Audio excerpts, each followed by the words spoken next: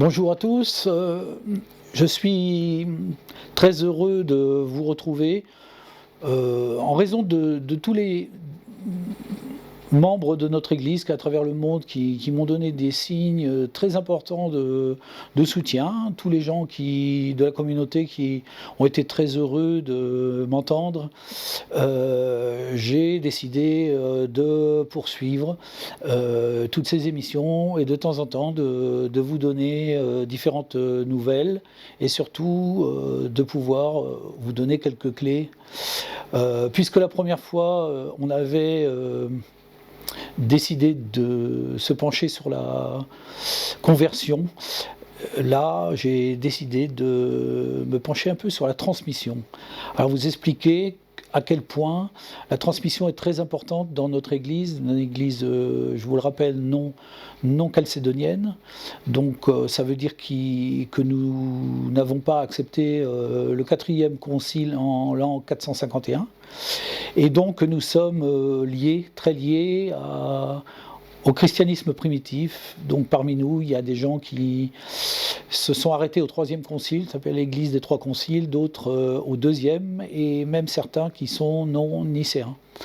Donc je vais essayer de vous montrer quelle est, au cours des différentes émissions que je vais faire, toutes les transmissions très particulières que nous pouvons faire dans nos communautés, qui peuvent aider chacun à une édification intérieure et à une élévation. Pour commencer un peu de manière non formelle mais profonde, cette petite communication, j'ai décidé de vous lire un texte et un petit texte, et à partir de là de pouvoir vous poser un certain enseignement ou des clés représentant cet enseignement.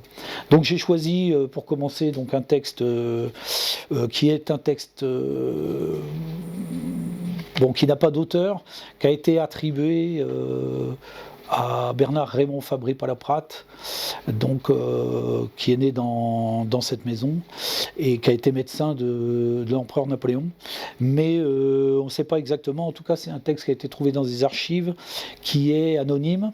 Et donc le titre, La résurrection de Simon le Mage, qui en fait rend hommage à on va dire, un Christos, comme on disait dans le temps ancien, c'est-à-dire quelqu'un qui a reçu une onction par une communauté, qui a été très décrié, il est vrai, par les pères de l'Église catholique romaine, parce que c'est un personnage un peu fantasque, qui apportait beaucoup d'aspects magiques à son enseignement, mais qui au fond, quand on lit différents écrits ou différents envois qui ont été faits par lui, on découvre une véritable profondeur qui est intéressante. Donc là, je vais vous lire un petit extrait et après, je vais vous parler plus largement de la transmission. Donc là, c'est au chapitre 5. Simon dit « La croix est le signe essentiel de notre reconnaissance dans la matière et de tous nos mystères profonds. C'est le creuset où les éléments s'affrontent et où la coïncidence du bien et du mal est un abîme de merveilles. La transfiguration est ainsi atteinte dans le creuset, dans le creux de la perfection et de l'équilibre, et la bonté de la nature véritable se diffuse jusque dans l'apparence. Cette apparence, c'est l'amour crucial, et c'est un sentiment qui perce la nuit sans frémir. La présence se place dans l'équilibre entre cet amour vide et l'absence de son manque, car l'abraxas, c'est l'éternité de l'amour. La loi de la nature commande, mais il ne faut s'y plier sans le silence. La faiblesse de l'amour humain est le seul risque d'insuffisance. La présence apporte l'amour crucial. Sous la transfiguration, cet amour ne cesse de croître, et c'est dans toute l'immensité sensible de l'abraxas. Mais l'abraxas ne peut être aimé seul, car il n'est pas plus qu'il n'est pas. Comme il est la présence, mais aussi l'absence dans le même temps, c'est ainsi que nous savons son éternité au-delà de la présence. Alors voilà, j'ai choisi volontairement ce texte, un texte un peu difficile, mais qui quelque part pose déjà des jalons quant à la transmission importante que véhicule notre tradition et notre Église. Alors il y a plusieurs choses. Il y a d'abord l'abraxas, puisque la conception non calcédonienne de Dieu, et l'idée d'un Dieu supérieur qui est tout et rien à la fois, mais qui est en même temps toute l'immensité, l'innommable, l'inconnaissable.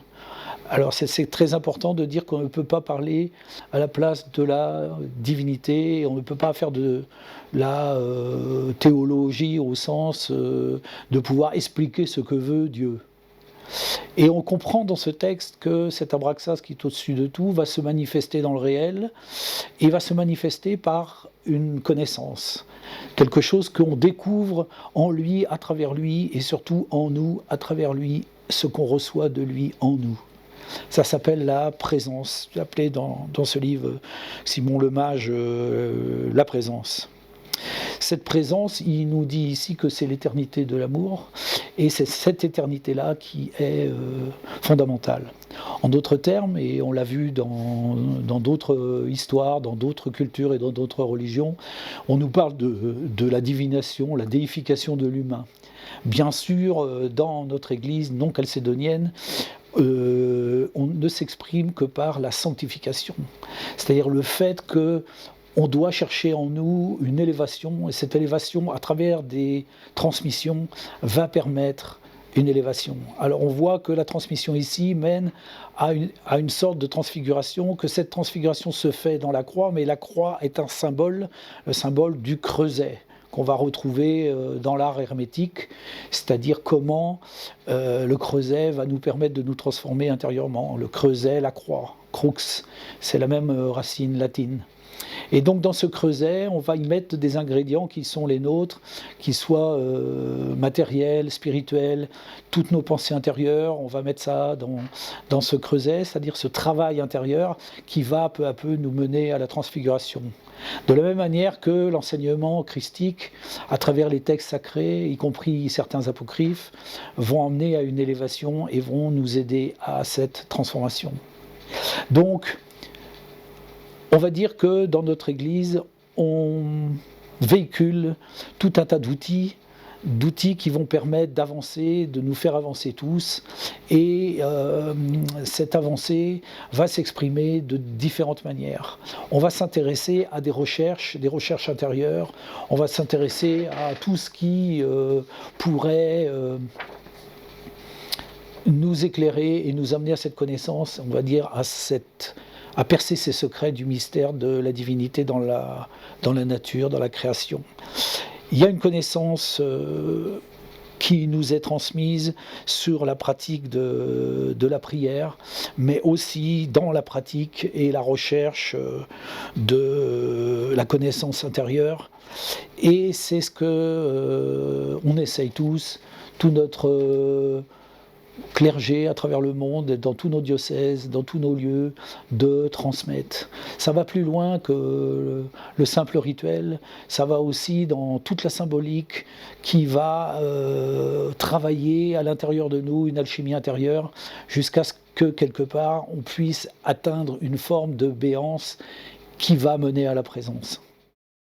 Personne n'a pas souffert dans sa vie, tout le monde a dû s'attaquer à des choses profondes, à remettre en cause ses difficultés, à se mettre en doute, à essayer de ne pas se mentir à soi, à descendre en soi pour essayer de comprendre comment on doit épurer ce que nous sommes, comment on va essayer de passer à travers nos difficultés pour pouvoir ne pas répéter sans arrêt les mêmes problématiques. Et c'est cet enseignement qu'on retrouve dans ce genre d'écrits qui sont des outils ouverts à cette méditation. Pour conclure un peu ce que je suis en train de dire, je vais vous lire une deuxième partie que je vais laisser aussi à votre réflexion. Donc Simon dit, c'est au chapitre 6, « Efforcez-vous d'entrer par la porte étroite, comme beaucoup la chercheront et ne la trouveront pas. Miraculeux sont les effets de la pierre, cette pierre de sagesse divine qui est sous nos pas, et que nous pouvons si facilement en trouver. Et pourtant si peu des hommes se baissent pour la ramasser. Comme l'Abraxas vous aime, qu'il aime chaque être et veut rendre chaque être infiniment heureux, il cherche à être infiniment heureux en chaque être. C'est ainsi qu'il donne parfois à un seul le monde entier, parce que c'est celui-là qui donnera celui-ci à chacun. Ainsi, l'Abraxas donne à chacun en le donnant à tous, et le donne tout entier à un seul en le donnant tout entier à chacun. Et c'est pour l'amour de chacun. Sachez regarder en vous, autour de vous, sachez voir combien toutes les choses sont des joies éternelles, et soyez dans l'amour de chaque être, et pour chacun, indéfiniment. Quand vous trouverez la porte, vous serez plus riche de l'amour du monde sensible, et votre pierre se multipliera déjà en étant goûtée, et en se révélant dans la joie éternelle de la sagesse que vous aurez acceptée.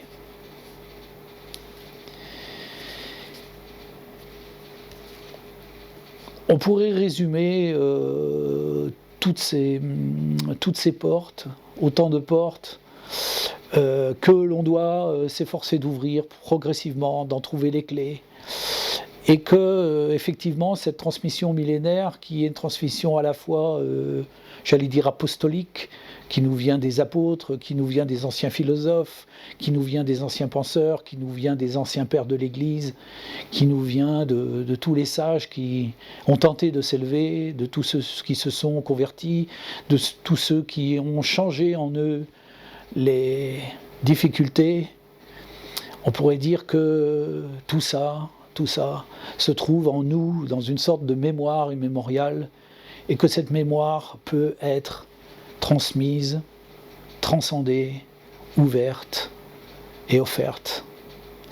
Voilà, frères et sœurs, et puis amis, tous ceux qui m'écoutent, je vous donne la bénédiction d'ici avec toute la sagesse et l'amour, la joie de partager ensemble ces moments. Et merci à toute la communauté, à tous ceux qui viennent de rentrer, nos nouveaux diocèses, nos nouvelles communautés à travers le monde. Je vous embrasse tous et je vous bénis.